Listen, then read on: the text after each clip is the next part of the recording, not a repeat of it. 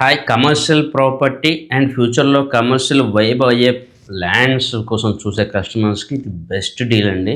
ముంబై హైవేకి ఆనుకున్న ఒక highway facing property, direct హైవేకి ఆనుకున్న ప్రాజెక్ట్ కాబట్టి ఫ్యూచర్లో మంచి కమర్షియల్ జోన్ కింద వాడుకోవచ్చు.